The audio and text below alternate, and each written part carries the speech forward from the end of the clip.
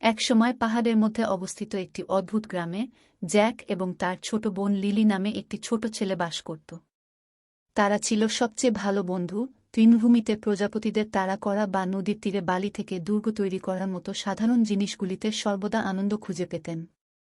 এক রৌদ্রোজ্জ্বল বিকেলে, যখন তাদের বাবা মা মাঠে কাজ করতে ব্যস্ত ছিলেন, জ্যাক এবং লিলি তাদের গ্রামের বাইরে জঙ্গল অন্বেষণ করার সিদ্ধান্ত নিয়েছে।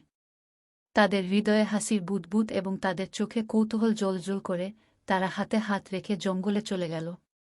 যতই তারা বনের গভীরে ঘুরে বেড়াচ্ছিল, গাছগুলো লম্বা হচ্ছে, ছায়াগুলো আরও গাঢ় হয়েছে। জ্যাক বড় ভাই হওয়ার কারণে তার বোনকে রক্ষা করার দায়িত্ব অনুভব করেছিলেন। তিনি তার হাত শক্ত করে ধরেছিলেন, তাকে আশ্বস্ত করেছিলেন যে তারা শীঘ্রই তাদের বাড়ি ফিরে হুমকি দিয়েছিল। তখন তারা একটি ক্লিয়ারিংয়ে হোঁচ খেয়েছিল, যেখানে একটি জ্ঞানী বুড়ো পেঁচা একটি ডালে বসেছিল।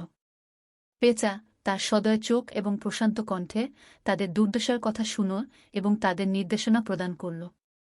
এটি তাদের দয়া ও করুণার পথ অনুসরণ করতে বলেছিল, কারণ এটি তাদের বাড়িতে ফিরে আসবে। তারা একটি ক্ষুধার্ত কাঠবিড়ালির সাথে তাদের স্বল্প বিধান ভাগ করে নিয়েছে এবং একটি হারানো খরগোশকে সাহায্যের হাতের প্রস্তাব দিয়েছে। বিনিময়ে বনকে কৃতজ্ঞতার ফিসফিসিয়ে জীবন্ত মনে হয়েছিল তাদের বাড়ির কাছাকাছি পথ দেখায়। অবশেষে যখন চাঁদ গ্রামের উপর তার মৃদু আভা ঢালল, জ্যাক এবং লিলি বন থেকে বেরিয়ে এল, হাতে হাতে তাদের হৃদয় আনন্দ এবং কৃতজ্ঞতায় ভরা। তাদের বাবা মা তাদের উষ্ণ আলিঙ্গনে আবৃত করে তাদের নিরাপদ